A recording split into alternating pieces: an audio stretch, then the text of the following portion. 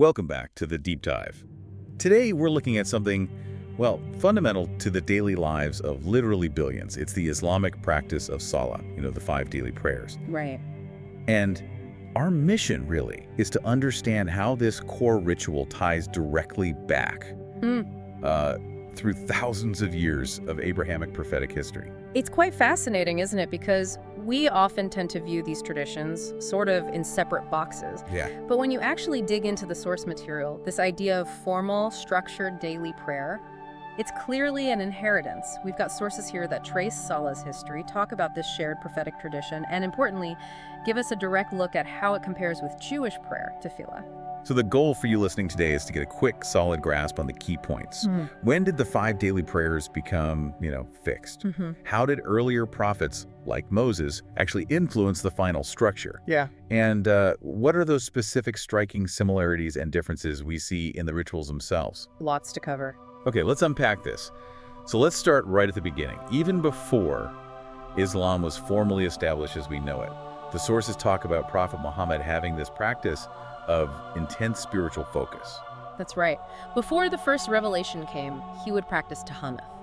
It's often described as a kind of spiritual contemplation or retreat. Like at the cave of Hira. Exactly, in the cave of Hira. Now, this wasn't the structured Salah we see today, but it's definitely the root. It's about seeking that spiritual connection. So the seeking was there. But when does it shift from personal contemplation to like a formal command, an obligation to worship? Well, the very initial command seems to have come right at the start of the Revelations, around 610 CE. Okay. The early verses of Surah Al-Mudathir, that's chapter 74, they include this fundamental instruction, and your Lord glorify. So that's the starting point, glorification. That establishes the basic requirement, but it's not the 5 times a day structure yet. Right. And that's where it gets really interesting, because the final fixed structure, the 5 daily prayers that came much later, tied to a specific, pretty major event.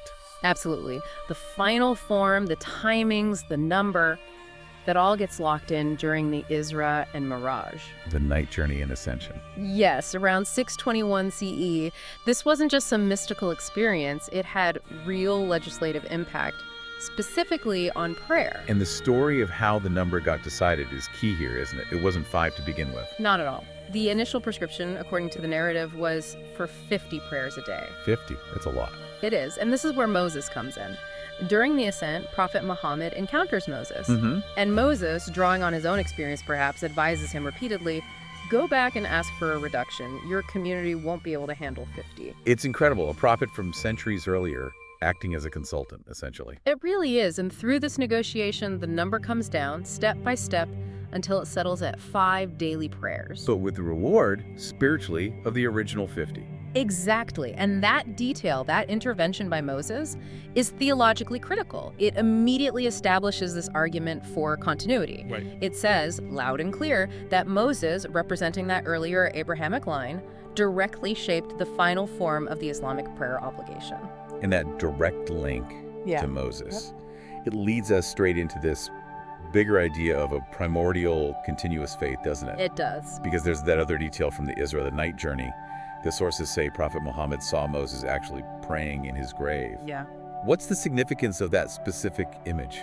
Well, it carries a lot of weight. First, on a basic level, it affirms the Islamic theological concept of life in the grave, the barzakh. Okay. But the broader implication is about the nature of worship itself.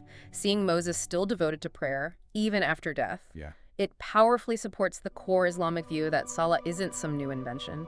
It's seen as the preservation, the final crystallization of a single fundamental act of worship given to all prophets.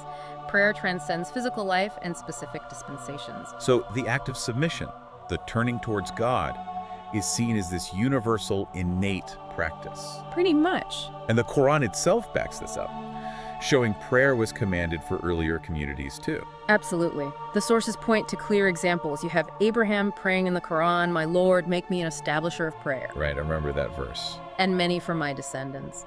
Then there's Ishmael, who used to enjoin on his people prayer and zakah. And even Jesus is quoted saying, God has enjoined upon me prayer and zakah as long as I remain alive. It shows this thread running through. Okay, so if we connect this to the bigger picture, given these deep shared roots, this theology of continuity, How does that actually play out in practice? Yeah. What are the concrete parallels between Muslim Salah and Jewish Tefillah?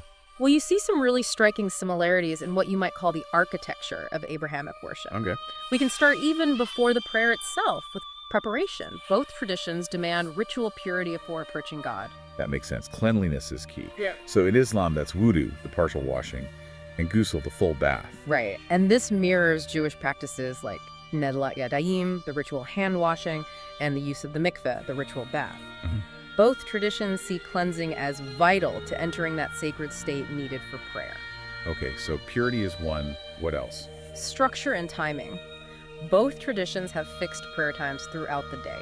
Oh, yes. Even though the number differs, 5 in Islam, typically 3 main ones in Judaism, the core concept is the same. You have the Jewish cycle of Shakarit morning, Mincha afternoon, and Mariv evening. Mm-hmm. And that aligns perfectly with the idea behind the Muslim times. Fajr, Dur, Asr, Maghrib, and Isha. Stopping your day at set intervals to connect with God. And the direction of prayer, the Qibla, that's another historical link, isn't it? A very clear one. Initially, the first Muslims actually prayed facing Jerusalem, Beit Amikis. The same direction as Jewish prayer towards the Temple Mount. Exactly. Now, later, the Muslim Qibla was changed by divine command to the Kaaba in Mecca. But that initial period, facing Jerusalem, really cements that shared heritage of orienting prayer towards a central holy site. There's also head covering, right? The custom for men. Yes, that's another parallel often noted. The practice of men covering their heads for prayer, the kufi in many Muslim communities, the kippah, or yarmulke in Judaism, is widespread in both traditions as a sign of reverence. And even some physical movements, like bowing. Right. Both involve elements of bowing. For example, the ruku in Islam, that deep bow from the waist, has echoes in the specific ways worshippers bow during certain parts of the Jewish service, like the Amidah. It shows a shared physical language of humility. These shared foundations make a lot of sense, especially given the theological claims of origin. But obviously the rituals aren't identical today. They evolved distinctly. They did. As Islam's specific path was clarified, the prayer ritual took on its own unique form. Let's get into those differences. What are the key areas where Salah and Tefillah diverge? Maybe start with language. Language and uniformity is a big one, particularly the requirement around the language used. Okay, so for Salah, the main formal prayer, it has to be in Arabic. For the canonical prayers, yes, exclusively Arabic. The emphasis is on preserving the exact divinely revealed words of the Quran. I see.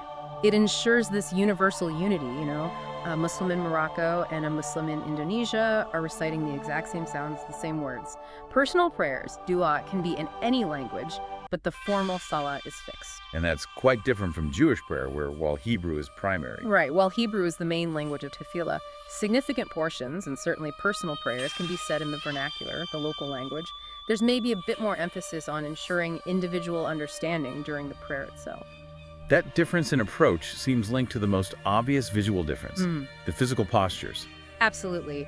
The physical dimension of Salah is highly structured, incredibly uniform, and involves movements not typically found in daily Jewish prayer. You mean the prostration? Primarily, yes. Every unit of Salah, the rak'ah, follows this precise sequence: standing, qiyam, bowing, ruku, returning to standing, and then the core element, the double prostration, the sujud. Where the forehead touches the ground. Correct. And this isn't just once, it's repeated multiple times in every prayer. It's central. So why isn't that full prostration, forehead to the ground, part of the standard daily Jewish prayer, if both stem from this Abrahamic root of humility? The central part of the daily Jewish service is the Amidah, which literally means standing prayer. Okay. While there are definitely bows within the Amidah, bending the knees, bowing from the waist to show reverence at specific points, full prostration like sujud, isn't a regular daily requirement. It's generally reserved for very specific high solemnity moments, like certain parts of the High Holy Days, Yom Kippur, for instance. That difference feels significant. The constant required sujud in Islam versus the focus on the standing dialogue of the Amidah in Judaism. Does that point to a difference in the core spiritual intention? I think it shapes the whole feeling, the whole intent of the prayer. Salah is fundamentally understood as an act of submission, of servitude to Allah. The word Islam itself means submission. Right. And that physical act of putting your forehead on the ground is the ultimate physical manifestation of that submission and obedience. Okay, submission is key for Salah. What about tefillah? The word tefillah is often linked to a root meaning to judge oneself or to intercede.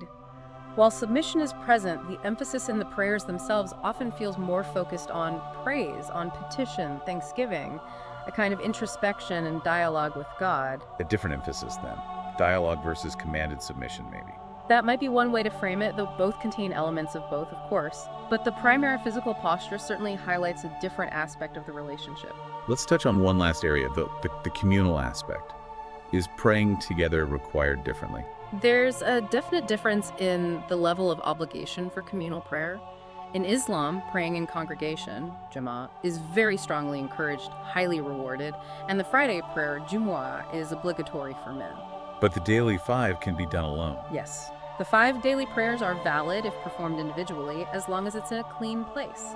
The emphasis is strong, but individual performance fulfills the basic obligation. And in Jewish tradition? In Judaism, there's the concept of the minyan. That's a quorum of 10 Jewish adults, traditionally men in Orthodox communities, though practices vary. Okay. And this minyan is an absolute requirement for certain central parts of the liturgy, like reciting the Kaddish prayer or the public reading of the Torah. Without a minyan, those things simply can't happen. So that places a much stronger sort of structural necessity on praying together for key parts of the service. Exactly. It builds a very strong requirement for communal participation right into the structure of worship. Okay, so what does this all mean? If we boil it down for the listener, Yeah. the big takeaway seems to be that Islamic Salah is deeply rooted in this continuous Abrahamic tradition.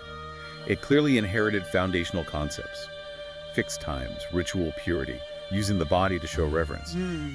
Shared DNA, you could say. But that defining moment was the night journey, the Isra and Miraj, and particularly that interaction with Moses. Right. That event formalized this ancient spiritual practice into a very specific, highly uniform ritual. One centered on physical submission, expressed most clearly in the sujud, and tied to a precise, preserved Arabic liturgy. And that distinguishes it quite clearly from the emphasis in Jewish Tefillah, which often centers more on the standing posture, introspection, and dialogue with more linguistic flexibility. So maybe a final thought for you to chew on. Think about that core physical difference. The repeated, mandatory prostration, sujud in Islam, and the central standing prayer, Amidah, in Judaism. How might those distinct physical acts, one emphasizing lowering oneself completely, the other emphasizing standing face-to-face, as it were, shape the spiritual experience, the feeling of connection or submission for believers in each community? That's a great question. How does the body inform the soul in prayer? It's something worth reflecting on, considering the shared yet distinct history.